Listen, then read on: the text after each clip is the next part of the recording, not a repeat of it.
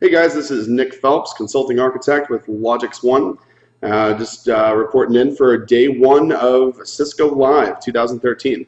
I attended the software-defined networking class today, which explored some use cases along with some labs.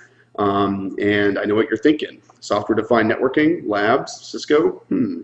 I was thinking the exact same thing when I looked to register for the class because I wasn't really aware that Cisco had anything yet that was materialized enough to actually create a lab and really use anything as it came to software-defined networking and what their whole story was there. So today basically focused around 1PK, which is their development platform, basically their SDK. That's kind of one of their frameworks, basically to create part of their software-defined networking ecosystem. The next piece they explored was their controller, which is their XNC, their extensible network controller. And the next piece was basically talking about their overlay technologies, talking about both host-based and network-based overlay technology.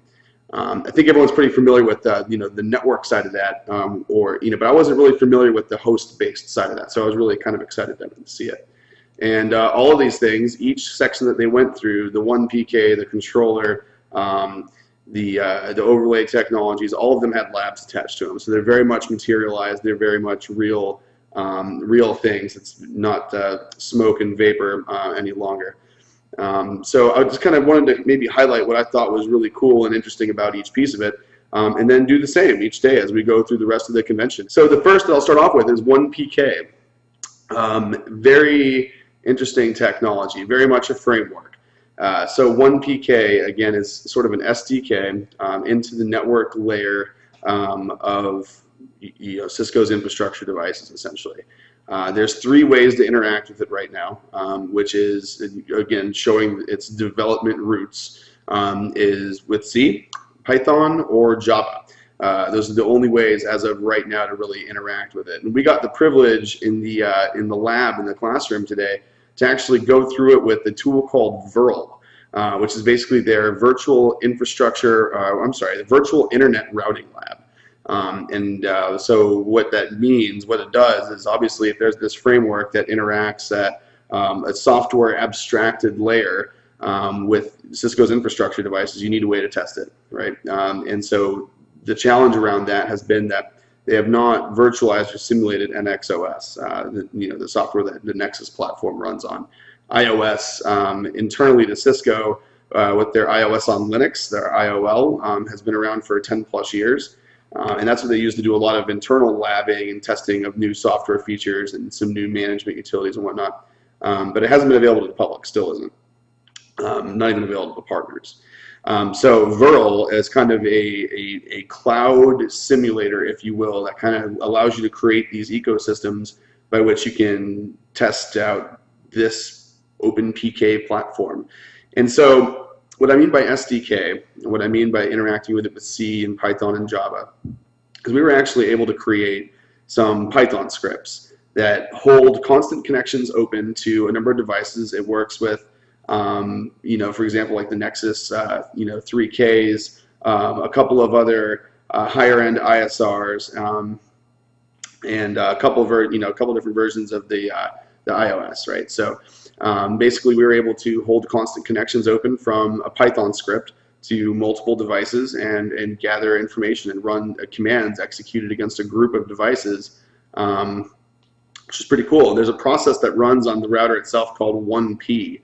And it's basically a little piece that's going to be integrated into most every device Cisco going forward distributes. Say it's eventually going to work its way into the ASA line. It's going to work its all the way down into the iOS. Every ISR router. It's going to be basically across the board. That process is going to live on those devices, and so you're able to create the credentials that it needs to log in. You're able to monitor the connectivity from any scripts that have open activity or open connections. You can monitor the activity that actually comes in from the script that you have an open connection from into the device, which is pretty neat. But from the device, you're able, from the script, we are using a Python script, like I mentioned, you're able to execute things to maybe show statistics or grab configurations. things that you used to have to do if you were doing them manually or custom developing anything to do those types of things like revision control and configuration backup and interface monitoring and statistics and usage and utilization. You used to kind of have to do it through SSH and expect scripts, and if as soon as you do a code upgrade and one comma goes out of line because someone decides to change the credits on the iOS version for the patents, all of a sudden your backup scripts don't work anymore. And I think anyone who's done that has been there. This is again a little more a little more custom coded, a little more heavily integrated, and much more stable. You're able to basically ask this. They have this software abstraction layer, and if I'm looking away, it's because I'm looking at my notes. And it's basically that as opposed to screen scraping and parsing all this information, you can now use Python to basically set up variables that you want to get.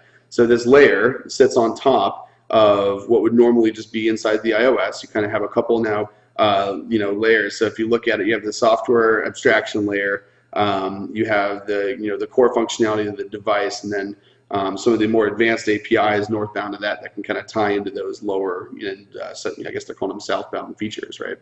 And basically what you're able to get is this process that lives on top of the iOS and is constantly being tied into through the API by whatever application tie-in you want to run with it. And it can gather all kinds of information that you might want to gather from the device. So as opposed to SNMP where you're constantly pulling, as opposed to other types of applications that might be telnetting or SSHing into a device to grab statistics. This is only being it basically sits there dormant until you either ask it for a piece of information, or it happens to maybe you set a packet per second threshold on an interface, and if it breaches that threshold, then you want it to alert you. Well, that code's not doing anything until that threshold gets breached. So it's very low utilization, low overhead on the device. But more importantly, it's not tied into one platform. So everyone looks at this 1PK thing, and I did it too, where you basically look at it and you say, well, where's my management utility? Where's my GUI? Where's the thing that I'm going to use this technology to make my life easier, make the lives of my customers easier? Well, what I wasn't really thinking of, maybe what you're not thinking of, is that whenever you lock something in, like look at what Cisco Prime was. Look at all the management applications out there for that matter, but look at the ones that are tied to a certain piece of technology, right? You have things to manage your wireless. You have things to manage your security appliances. You have things to manage your switches. You have things to manage your routers. And all of a sudden, it became this sprawl of management. So, your management applications became something that you had to manage themselves. And then they made Cisco Prime, right? And all of a sudden, they kind of tied it all in together. Well, again, it was kind of, if you look at it, I mean, it's sort of platform specific to where it's just Cisco products. And then on top of it, really, you had very limited feature sets that were in there. You got to monitor and manage what it wanted you to monitor, manage in the way that it wanted you to monitor and manage it. Well, with 1PK, and then no external access to any kind of application intelligence. So any application that may be aware of your network and know that there is a problem in the network and know where it is, could never do anything about it. It had no insight into that layer of your environment.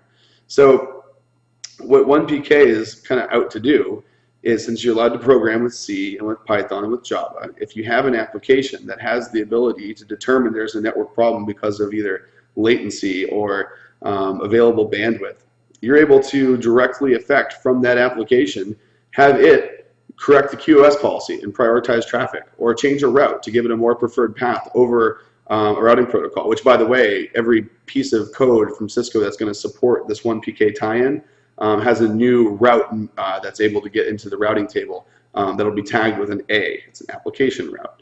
So that application route, as long as that connection exists, as long as the application call is coming into that API, into that abstracted layer of the hardware, you're now able to directly impact the flow of traffic, how it's flowed, how it's prioritized. You can inject ACLs.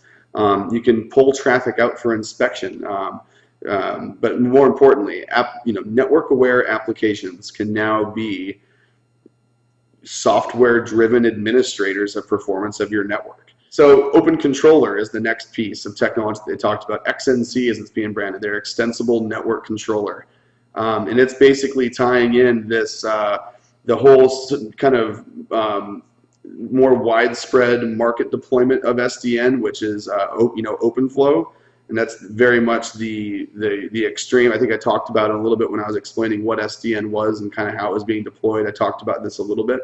OpenFlow is really what's decoupling the control plane from the packet forwarding plane of an infrastructure device.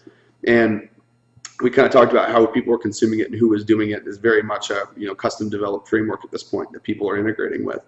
But OpenFlow is sort of the standard based, right? One PK is going to live on top of Cisco devices.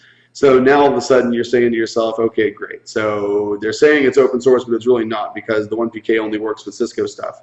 Well, so just like we talked about, where how you can custom code that into anything you want, they've done that. So the controller, the XNC, basically can control OpenFlow, so it can work with other OpenFlow enabled devices and manage them and control them, along with one PK devices. And you can basically build network maps into this of your infrastructure and control routes. You can do one of the labs we did today with the controller was called routing for dollars. It was basically cost-based routing that can happen very much graphically across an infrastructure map made inside of OpenController. So you can tie in basically the advanced and the core functionality of the software abstraction layer from both an OpenFlow perspective from other infrastructure devices out there, Cisco OpenPK enabled devices, and you can take those controls that you get from each one of them and kind of tie them together into one management controller. So the overlay technologies they talked about, we did again an overview. We're getting into this deeper later this week. Was basically talking about host-based overlay technologies as well as network-based overlay technologies. And basically what they talked about very well, in pretty good detail, was the 1000V as a host-based overlay technology that basically ties in through the architecture of the 1000V, tying in VXLAN. They talked about basically how VXLAN is transparent to the rest of the infrastructure, somewhat creating an environment that simulates that of a layer 2 environment, but way beyond what layer 2 can currently do for us. For example, you can have, I think it's 4,096 possible VLANs. You can have 16 million VXLAN segments. So I mean, you look at like multi-tenancy environments in public cloud, and one of the big limitations has been, it's great, right? But all of a sudden, okay, you need to know about the VLANs that have to go to your hosts in order to support the VMs that live on them. And then when you want to move a VM, you got to make sure that the host that it's moving to can support that VLAN tag. So now you're involving network and server orchestration, and it gets complex. Well, VXLAN enabled by the 1000V basically adds a header into underneath TCP, so it's transparent to the network, right? You have MAC, and then you have IP, and then you have this overlay that lives inside the packet header. So it's completely transparent to the rest of your network, meaning that it's agnostic and compatible with whatever network hardware you have in place. You don't need to support VXLAN across the network for it to work. You basically just need to be able to support multicast in order for VXLAN to work. Again, name's Nick Phelps, and you can check out more of my videos on journeytothecloud.com, and you can always check out GreenPage's YouTube channel at greenpages.com/greenpagestechnology. Thanks a bunch, and we'll see you later.